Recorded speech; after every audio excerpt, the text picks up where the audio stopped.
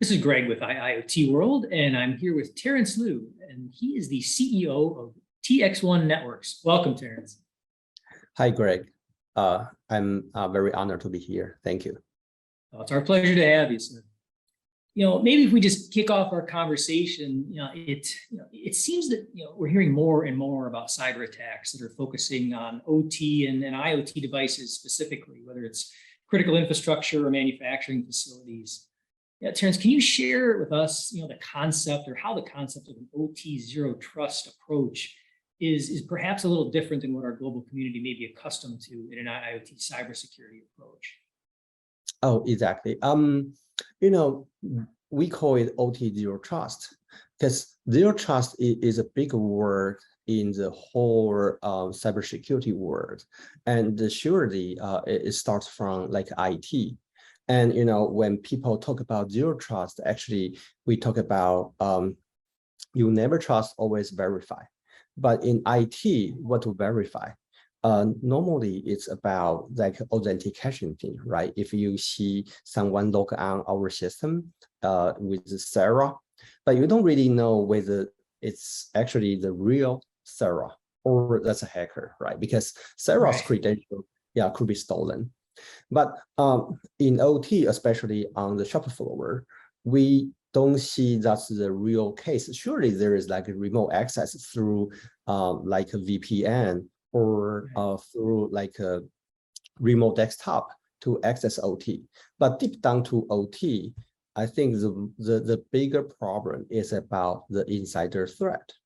And when we mention insider threat, that covers the unintentional warm propagation through an infected USB stick, or when you were a partner, they bring in a infected laptop and eventually that propagate to other machine, or from the beginning, when your supplier hands you their product and that product is already compromised. So when you bring in that product into your shop floor, plug in the network and immediately infect the other machine. So to us, when we say that zero trust, I mean you need to always verify the asset, especially the mission critical equipment, across its life cycle, from when you bring into the shop floor, when in different stages like onboarding, staging, production, and maintenance, you need to monitor the behavior of the assets. Because in the end, in the modern world, the operation is mainly carried out by the asset, not the human, right? Because the world is more and more automated. So if one and the whole operation, when it's automated, that means it's in serial. So if one of the assets being compromised, that could jeopardize the whole operation. So we monitor the legitimateness of the asset and the mission critical applications running on the asset, and as well as the network communication. So that's what another way of never trust, always verify, and OT zero trust. I appreciate the explanation. Thank you. So where do you encounter the most misunderstandings around these points, or even fogginess, among industry terms, in terms specifically of ICS, security implementation, especially in this, this IT OT convergence, scenario we're talking about? Yeah. I think it's all still in the process. So it's like people learning, right? It's a lot of misunderstanding. So in the beginning, people thought, we don't need ICS cybersecurity. We are air gapped. It's isolated. Yeah, no connection, right? No connection.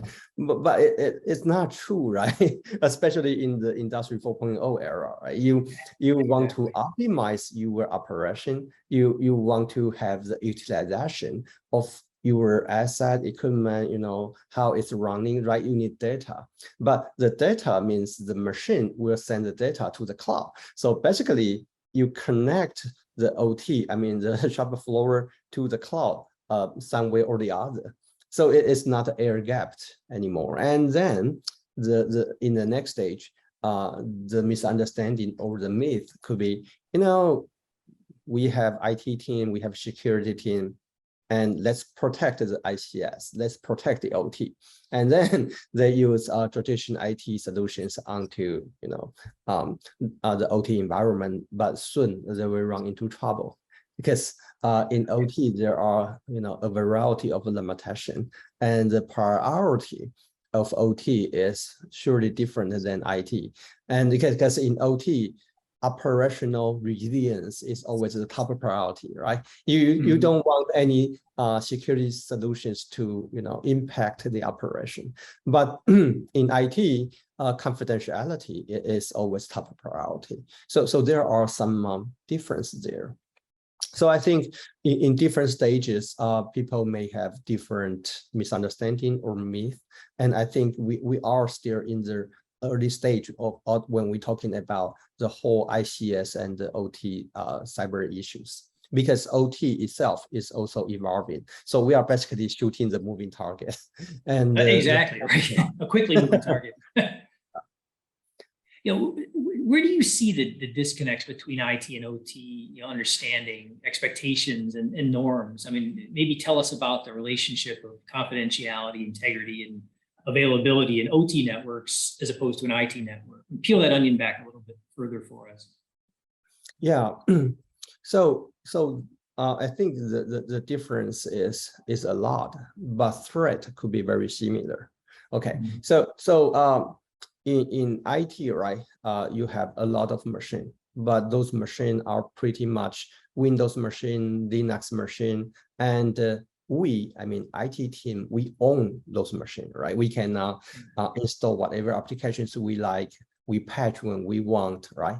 But in OT, right, you have a variety of equipment. They could come from Siemens, Rockwell, Schneider, right? And you don't really want to touch those machines, right? Often, because you worry that if you patch the system, maybe that avoids the warranty, maybe that breaks something, right? And in many of the ODM manufacturer, the machine could be even commissioned by their customer. I mean, the customer provides the machine just placed into your factory. So talking about how much you know about the equipment and the machine and the threat, I think the maturity level comparing IT and OT, there's a big gap there. And also in OT, as we mentioned, availability, which means the operational resilience, is always the top priority. So what people doesn't want is when they install a cybersecurity solution, that solution may impact the operation in many ways. For example, if you have a slow machine and you install an antivirus solution onto it. So number one, these antivirus solutions need to download the pattern, maybe 20 times a day. Right. And that slow down the network. And when the antivirus engine running, maybe that slow down the machine. And on this machine, there are some OT applications running there. And the OT applications may just behave like a virus. So the antivirus may feel that OT applications, we call it false positive. That's actually quite common. And the other example I want to talk about is like in utility. The network latency is key in utility. So the packet, I mean, when you send the data in the substation, you want to make sure the back and forth time is very short. We were talking about the millisecond level. But if you install some IT security solutions, networking solutions, their priority is always like security is most important. So maybe for some packet, for some data, they check very carefully and then introduce too much network latency. And then there could be a malfunctional. So as I put, so the design philosophy of the IT security solutions might not fit OT well because they don't have the knowledge about OT limitations in their mind when they've been developed.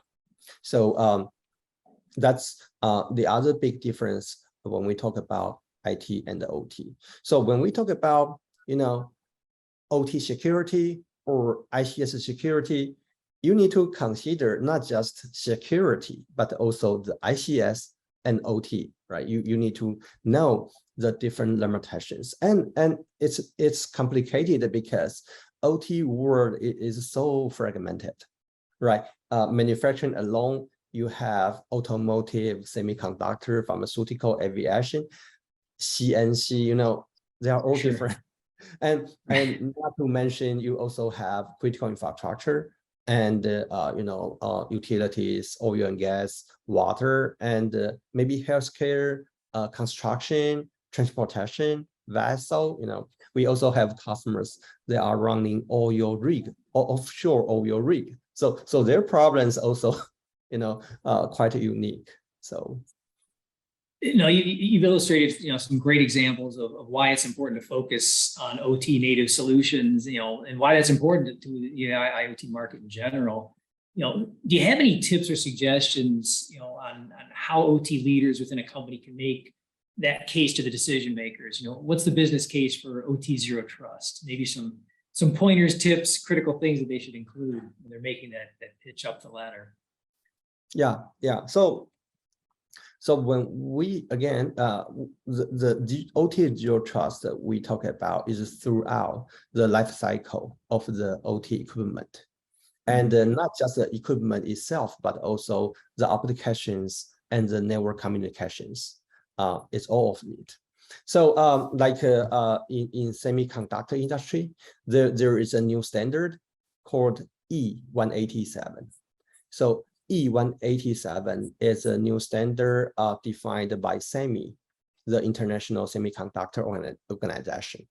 And in E187, it talks about when supplier deliver a product to their customer, they need to make sure, this product is without any virus inside. And also they need to make sure that the configuration of the product is correct. What kind of configuration? Like you don't turn on those unnecessary services, because if you turn on the unnecessary service, it could become a attacking target, right? And so that exactly align with what we mentioned, in the OT zero trust, the first step. When you have new machine coming in, you need to make sure it's benign, it's legitimate without the virus and the Trojan. So we also helping the tool equipment vendors in semiconductor sector, to have a handy product, so that before, what they do is like they install antivirus onto the machine, scan, and have a result, and print out the result and remove it. So it's very time consuming and not streamlined. So we develop a tool for them to be very handy. We call the portable security. It's in a USB stick form factor. You just plug in the machine and give it some time and watch the LED light in the tail. If it flash green or blue, it means it's good. Then it's time to test the next machine. So you can test, tens or hundreds of the machine very efficiently. So that's just the first case. And we also secure and monitor the mission critical applications. So some of our customers, they are so-called manufacturing IT department. So basically, they in charge of installation the software of the machine. And therefore, they also have the responsibility of cybersecurity. So they love our product called the Stellar. The Stellar is industrial antivirus. Stellar can recognize those popular OT applications, so that we don't need to worry about the false positive, because we know them. right? And the other big advantage of Stellar is that because we understand these OT applications, so when they are running, we don't spend the very valuable CPU time to do the inspection. Again, we know them. So Stellar become a very efficient tool. So we not only protect the asset from the infection of the virus, we can take a step further. We protect and ensure those mission critical applications being still running well in place without killed by the ransomware.